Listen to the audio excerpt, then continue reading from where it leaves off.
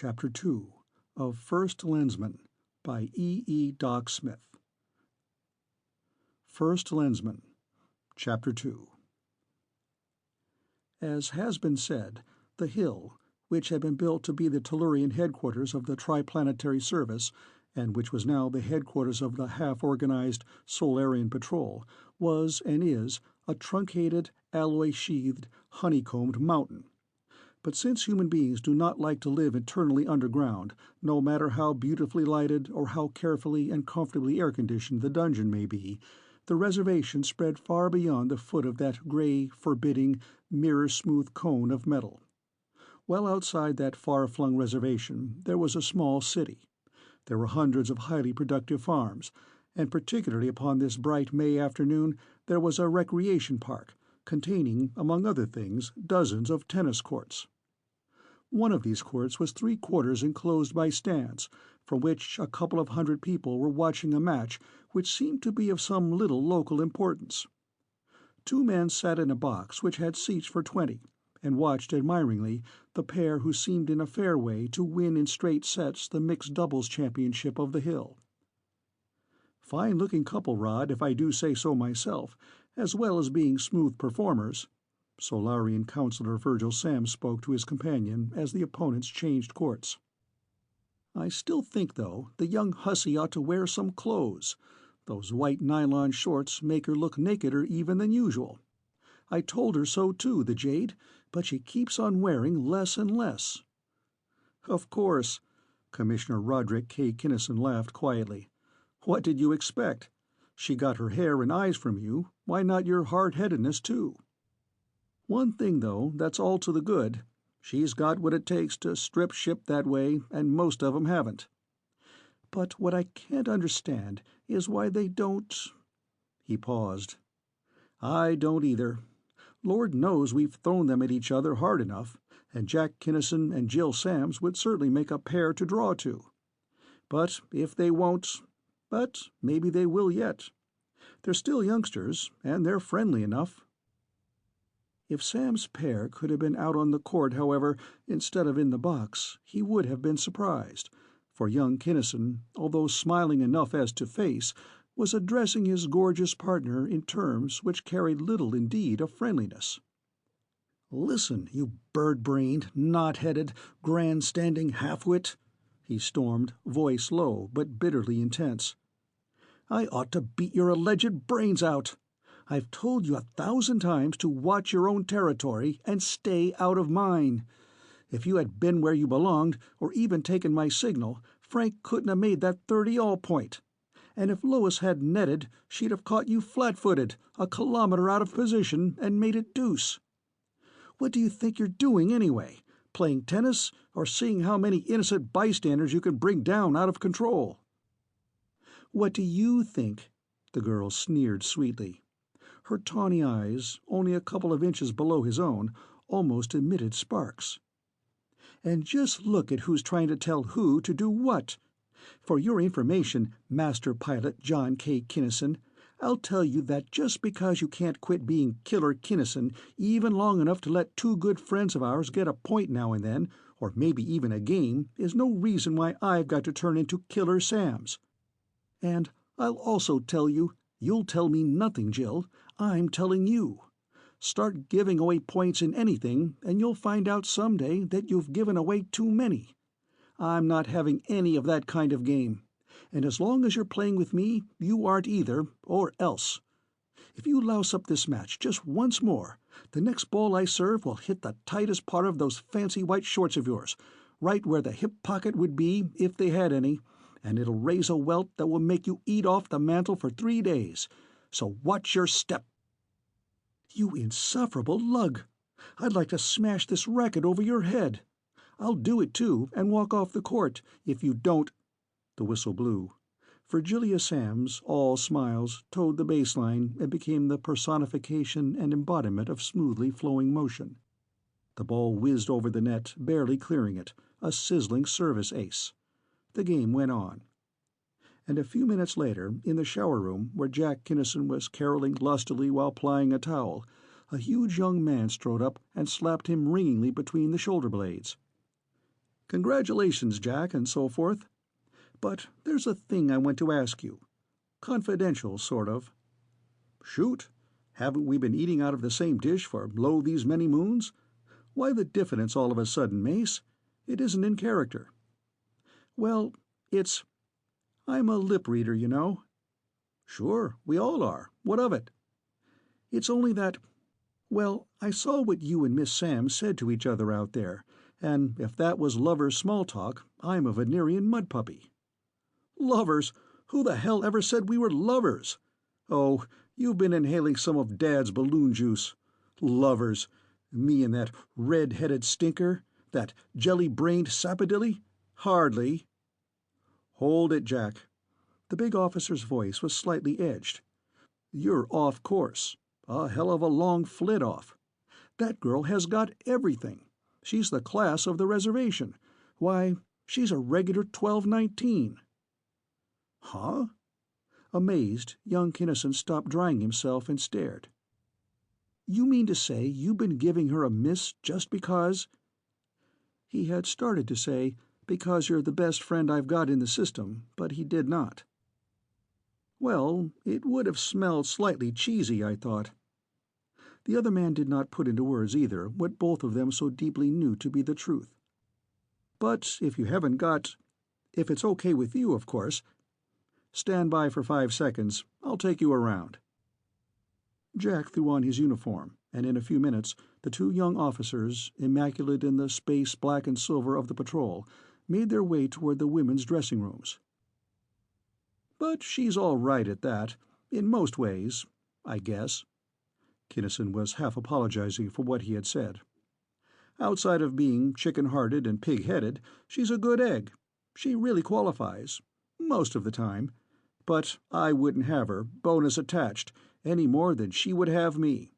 It's strictly mutual. You won't fall for her either, Mace. You'll want to pull one of her legs off and beat the rest of her to death with it inside of a week. But there's nothing like finding things out for yourself. In a short time, Miss Samms appeared, dressed somewhat less revealingly than before in the blouse and kilts which were the mode of the moment. Hi, Jill. This is Mace. I've told you about him. My boatmate. Master Electronicist Mason Northrop. Yes, I've heard about you, Troncist, a lot. She shook hands warmly. He hasn't been putting tracers on you, Jill, on account of he figured he'd be poaching. Can you figure that?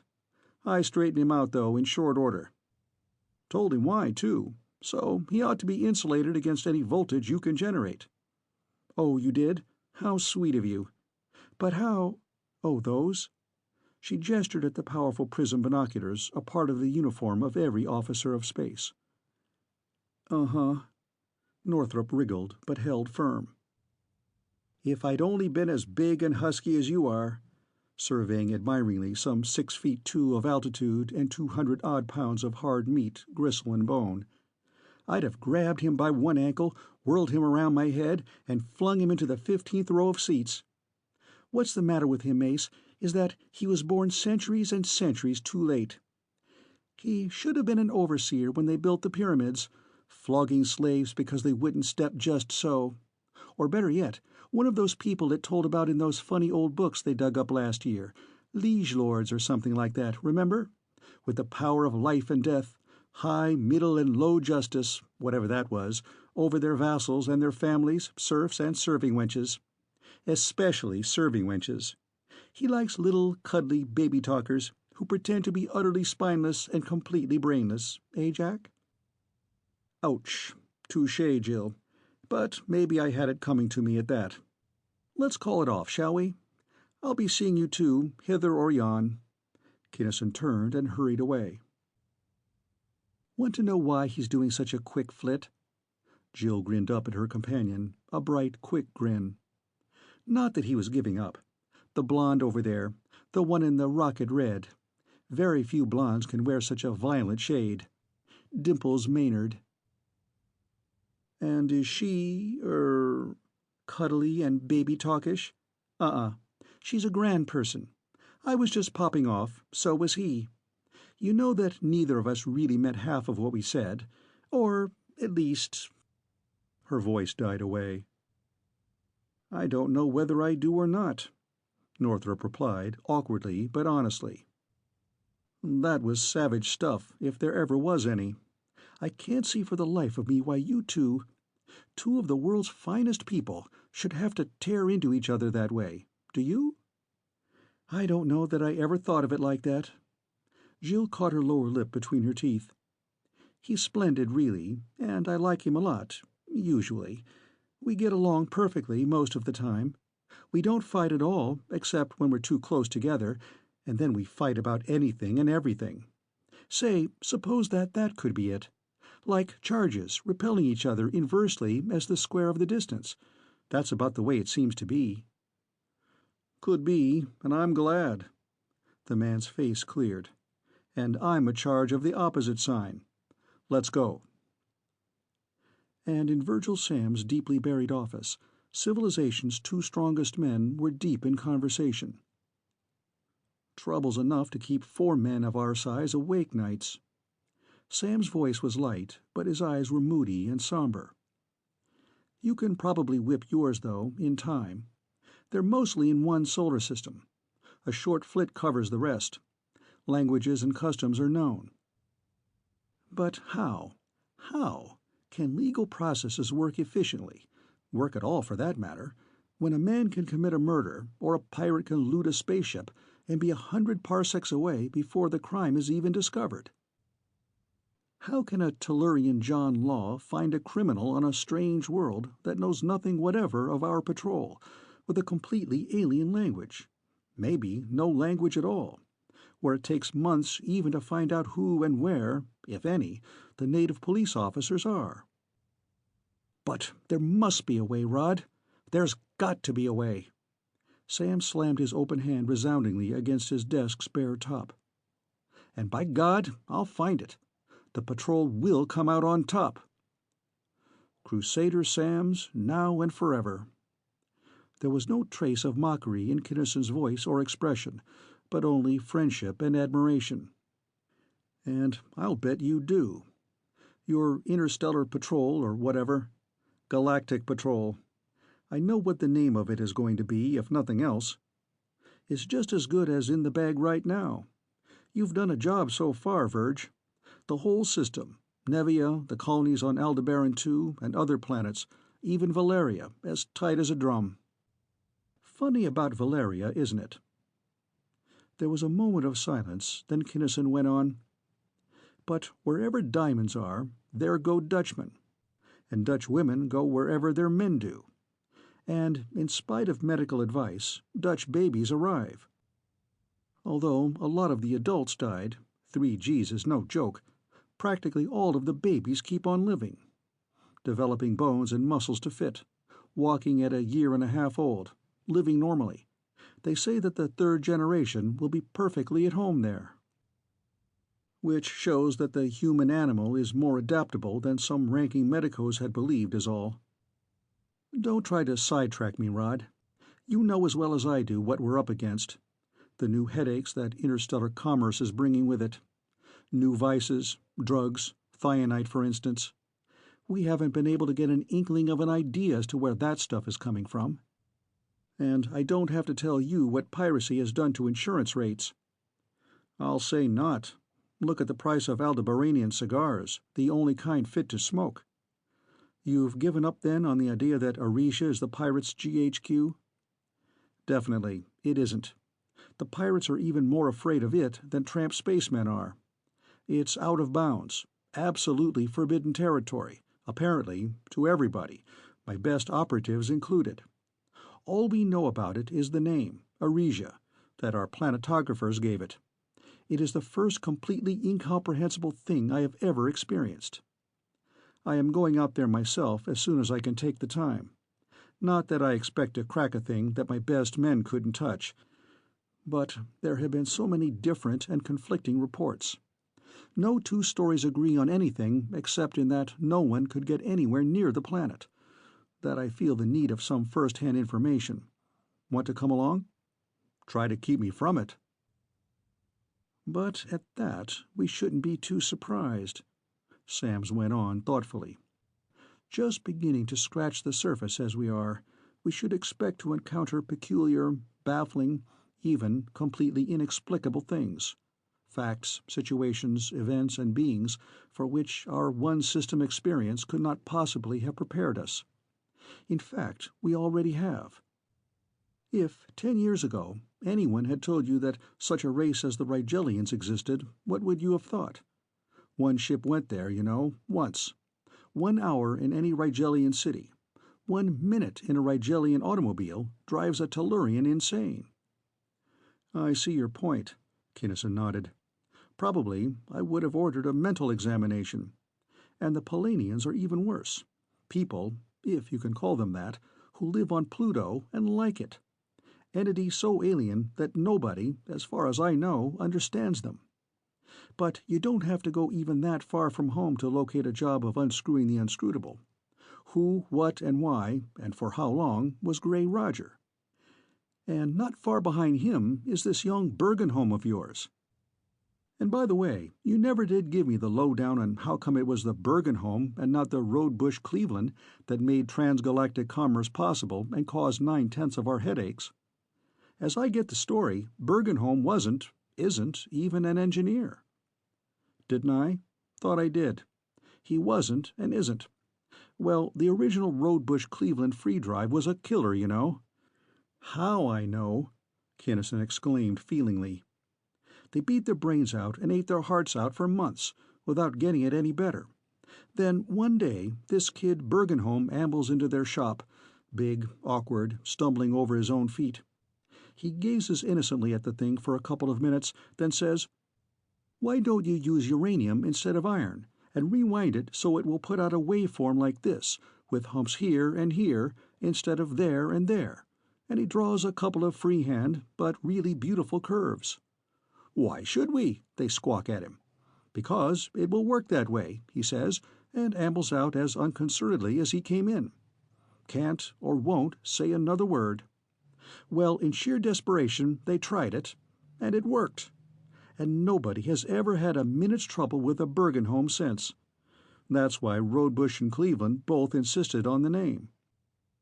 I see, and it points up what I just said. But if he's such a mental giant, why isn't he getting results with his own problem, the meteor? Or is he? No, or at least he wasn't as of last night. But there's a note on my pad that he wants to see me sometime today. Suppose we have him come in now? Fine, I'd like to talk to him, if it's okay with you and with him. The young scientist was called in and was introduced to the commissioner. Go ahead, Dr. Bergenholm, Sam suggested then. You may talk to both of us just as freely as though you and I were alone. I have, as you already know, been called psychic, Bergenholm began abruptly. It is said that I dream dreams, see visions, hear voices, and so on, that I operate on hunches, that I am a genius. Now, I very definitely am not a genius, unless my understanding of the meaning of that word is different from that of the rest of mankind. Bergenholm paused. Samms and Kinnison looked at each other. The latter broke the short silence. The counselor and I have just been discussing the fact that there are a great many things we do not know, that with the extension of our activities into new fields, the occurrence of the impossible has become almost a commonplace. We are able, I believe, to listen with open minds to anything you have to say. Very well, but first, please know that I am a scientist. As such, I am trained to observe, to think calmly, clearly, and analytically, to test every hypothesis. I do not believe at all in the so-called supernatural. This universe did not come into being, it does not continue to be, except by the operation of natural and immutable laws. And I mean immutable, gentlemen. Everything that has ever happened, that is happening now, or that ever is to happen, was, is, and will be statistically connected with its predecessor event, and with its successor event. If I did not believe that implicitly, I would lose all faith in the scientific method. For if one single supernatural event or thing had ever occurred or existed, it would have constituted an entirely unpredictable event, and would have initiated a series, a succession of such events, a state of things which no scientist will or can believe possible in an orderly universe. At the same time, I recognize the fact that I myself have done things, caused events to occur if you prefer, that I cannot explain to you or to any other human being in any symbology known to our science. And it is about an even more inexplicable, call it hunch if you like, that I asked to have a talk with you today." "But you are arguing in circles," Samms protested. "Or are you trying to set up a paradox?" "Neither. I am merely clearing the way for a somewhat startling thing I am to say later on. You know, of course, that any situation with which a mind is unable to cope, a really serious dilemma which it cannot resolve, will destroy that mind. Frustration, escape from reality, and so on.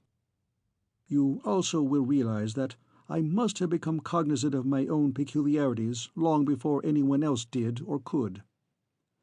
"Ah, I see. Yes, of course." Samms, intensely interested, leaned forward. "Yet your present personality is adequately, splendidly integrated. How could you possibly have overcome, reconciled, a situation so full of conflict?" "You are, I think, familiar with my parentage?" Samms, keen as he was, did not consider it noteworthy that the big Norwegian answered his question only by asking one of his own. "Yes. Oh, I'm beginning to see. But Commissioner Kinnison has not had access to your dossier. Go ahead." "My father is Dr. Hjalmar Bergenholm. My mother, before her marriage, was Dr. Olga Bjornson. Both were, and are, nuclear physicists. Very good ones. Pioneers, they have been called. They worked, and are still working, in the newest, outermost fringes of the field." "Oh," Kinnison exclaimed. "A mutant, born with second sight, or whatever it is?" "Not second sight, as history describes the phenomenon, no. The records do not show that any such faculty was ever demonstrated to the satisfaction of any competent scientific investigator. What I have is something else. Whether or not it will breed true is an interesting topic of speculation, but one having nothing to do with the problem now in hand. To return to the subject, I resolved my dilemma long since. There is, I am absolutely certain, a science of the mind, which is as definite, as positive, as immutable of law as is the science of the physical. While I will make no attempt to prove it to you, I know that such a science exists, and that I was born with the ability to perceive at least some elements of it. Now to the matter of the meteor of the Patrol. That problem was and is purely physical. The pirates have just as able scientists as we have. What physical science can devise and synthesize, physical science can analyze and duplicate. There is a point, however, beyond which physical science cannot go. It can neither analyze nor imitate the tangible products of that which I have so loosely called the science of the mind. I know, Councillor Samms, what the Triplanetary Service needs, something vastly more than its meteor. I also know that the need will become greater and greater as the sphere of action of the Patrol expands. Without a really efficient symbol, the Solarian Patrol will be hampered even more than the Triplanetary Service, and its logical extension into the Space Patrol, or whatever that larger organization may be called, will be definitely impossible. We need something which will identify any representative of civilization positively and unmistakably wherever he may be. It must be impossible of duplication, or even of imitation, to which end it must kill any unauthorized entity who attempts to imposture. It must operate as a telepath between its owner and any living intelligence, of however high or low degree, so that mental communication, so much clearer and faster than physical, will be possible without the laborious learning of language, or between us and such peoples as those of Rigel 4 or of Palain 7, both of whom we know to be of high intelligence, and who must already be conversant with telepathy." "Are you, or have you been, reading my mind?" Samms asked quietly. "No," Bergenholm replied flatly. "It is not and has not been necessary." Any man who can think, who has really considered the question, and who has the good of civilization at heart, must have come to the same conclusions." "Probably so, at that. But no more side issues. You have a solution of some kind worked out, or you would not be here. What is it?" "It is that you, Solarian Councillor Samms, should go to Arisia as soon as possible." "Arisia!" Samms exclaimed, and "Arisia? Of all the hells in space, why Arisia? And how can we make the approach? Don't you know that nobody can get anywhere near that damn planet?" Bergenholm shrugged his shoulders and spread both arms wide in pantomime of complete helplessness. "How do you know? Another of your hunches?" Kinnison went on. "Or did somebody tell you something? Where did you get it?" "It is not a hunch," the Norwegian replied positively. "No one told me anything. But I know, as definitely as I know that the combustion of hydrogen and oxygen will yield water, that the Arisians are very well versed in that which I have called the science of the mind. That if Virgil Samms goes to Arisia, he will obtain the symbol he needs, that he will never obtain it otherwise. As to how I know these things, I can't. I know it, I tell you." Without another word, without asking permission to leave, Bergenholm whirled around and hurried out. Samms and Kinnison stared at each other. "Well?" Kinnison asked quizzically. "I'm going, now. Whether I can be spared or not, and whether you think I'm out of control or not, I believe him, every word. And besides, there's the Bergenholm. How about you? Coming?" "Yes. Can't say that I'm sold 100%, but, as you say, the Bergenholm is a hard fact to shrug off. And at a minimum rating, it's got to be tried. What are you taking? Not a fleet, probably. The Boise or the Chicago?" It was the Commissioner of Public Safety speaking now, the Commander-in-Chief of the Armed Forces. "The Chicago, I'd say. The fastest and strongest thing in space." "Recommendation approved. Blast off 1200 hours tomorrow." End of Chapter 2.